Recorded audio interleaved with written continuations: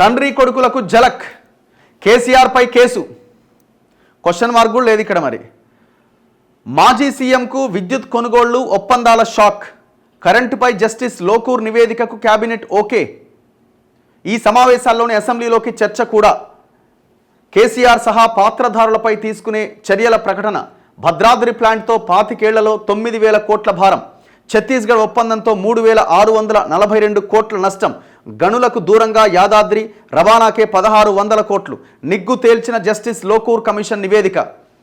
ఇప్పుడు విషయం ఏంటంటే, ఈ ఛత్తీస్గఢ్ ఒప్పందం కానీ, యాదాద్రి పవర్ ప్లాంట్ కానీ and Bhadradri thermal power plant కానీ చేసిన ఒప్పందాలు, కట్టిన కట్టడాలు, ఆ ప్లాంట్లు సరే డబ్బులు పోతబోయినాయి, ప్రజలకు ఏమైనా ఉపయోగకరంగా ఉంది అంటే రాబోయే 20 సంవత్సరాల్లో ఇవి మనకు ఒక వైట్ ఎలిఫెంట్ లాగా మారబోతున్నాయి. పైసలు పోయినాయి, అప్పు మిగిలే ఉన్నది, పైగా మనకు అది గుదిబండ కాబోతున్నది. ఇక్కడ తయారు చేసే పవర్ పర్ యూనిట్ వినియోగదారుడికి చేరేసరికి 8 రూపాయలు అవుతుంది. బయటి మార్కెట్లో అంతకంటే తక్కువ ధరకే పవర్ దొరుకుతున్నది. సర్ప్లస్ పవర్ ఇవాళ దేశంలో అందుబాటులో ఉన్నది. ఎప్పుడో ఎండాకాలంలో కొంత పీక్ టైంలో డిమాండ్ ఎక్కువగా ఉంటుంది తప్ప మిగతా టైంలో పవర్ అంతా దేశంలో సర్ప్లసే ఉన్నది, మిగులు పవరే ఉన్నది. గత ప్రభుత్వాలు తీసుకొచ్చిన దాని వల్లనో, ఇప్పుడున్న కేంద్రం తీసుకురావడం కొన్ని సంస్కరణల వల్లనో పవర్ అందుబాటులో ఉన్నది రాష్ట్రంలో, దేశంలో.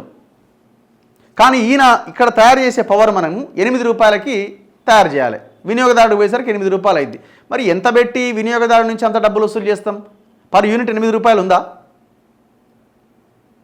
చూడండి ఒకసారి ఎంత భయంకరమైన విషయం అంటే ఇది.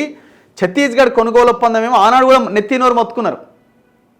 ఆనాడు కూడా ఈ ఒప్పందము రాష్ట్రానికి శ్రేయస్కరం కాదు, ఇది చాలా దారుణమైనటువంటి ఒప్పందం, ఇది వద్దు అని అంటే వినలే అని అట్లా.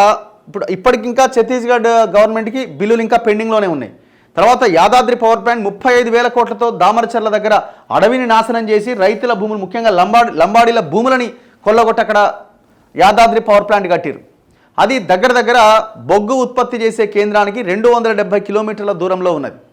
సో ఆ బొగ్గును అక్కడి నుంచి యాదాద్రి ఆ పవర్ ప్లాంట్ అయ్యే దగ్గరికి తీసుకురావడానికి కొన్ని 100,000 కోట్ల రూపాయల రవాణా ఛార్జీలే అవుతాయి. అది తడిసి మోపడవుతుంది.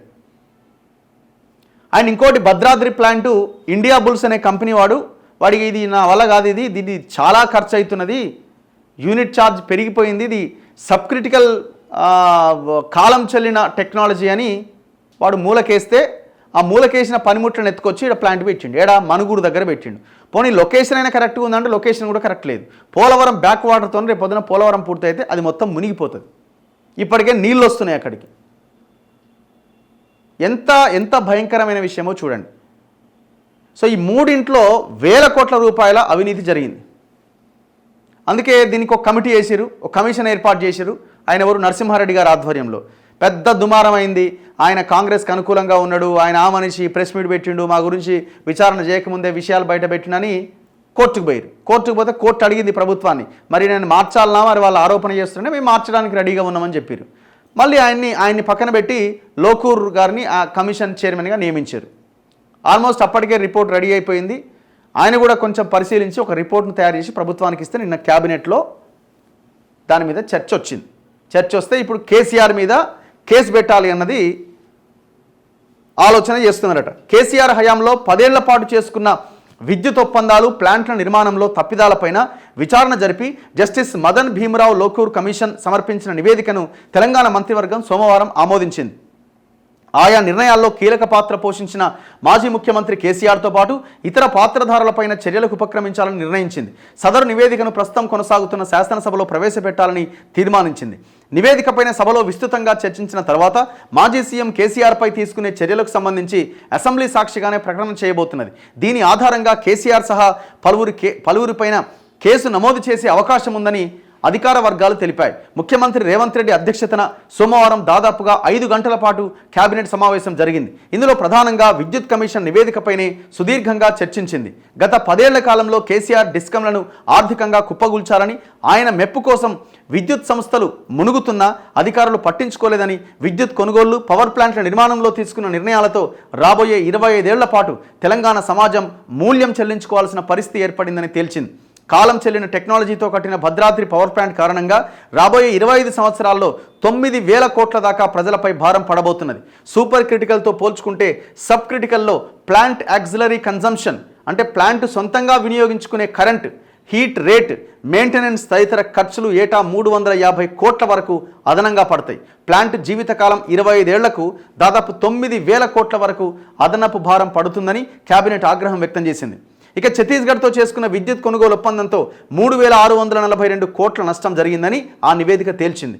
దీనిపైన కూడా మంత్రివర్గ సమావేశంలో చర్చ జరిగింది. అప్పట్లో పోటీ బిడ్డింగ్కు వెళ్లడంతో యూనిట్ కరెంటు కేరళకు 3 రూపాయల 60కే లభించిందని, కానీ తెలంగాణకు 3 రూపాయల 90కే విద్యుత్ లభించిన దాన్ని తీసుకోకుండా ఈ ఒప్పందాల దిశగానే ముందుకెళ్ళిరు వాళ్ళు. యాక్చువల్గా ఏంటంటే దానికి అనుకున్న అంటే కేటాయించాల్సిన దానికంటే ఎక్కువగా దానికి డబ్బులు ఇచ్చిరు వాళ్ళకి, ఎక్కువ చెల్లించిరు వాళ్ళకి. సో ఇట్లా ఇది 100% ఇది పెద్ద కుంభకోణమే. మేము మళ్ళీ చెప్తున్నాం, ఈ కుంభకోణాలన్నీ చాలా చిన్నవి. పెద్ద పెద్ద కుంభకోణాలు భూములకు సంబంధించిన కుంభకోణాలు. ఇది 1000 కోట్లు అయితే అది లక్షల కోట్లు. ఫస్ట్ దాన్ని తేల్చండి.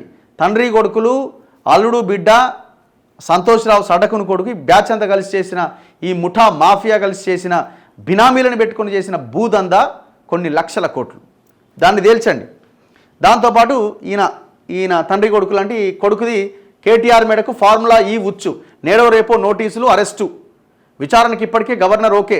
మంత్రి మండలిలో సుదీర్ఘ చర్చ, పత్రాలు సీఎస్ ద్వారా ఏసీబీకి, చట్ట ప్రకారమే ముందుకు 5 ఆర్డినెన్స్లకు ఆమోదం.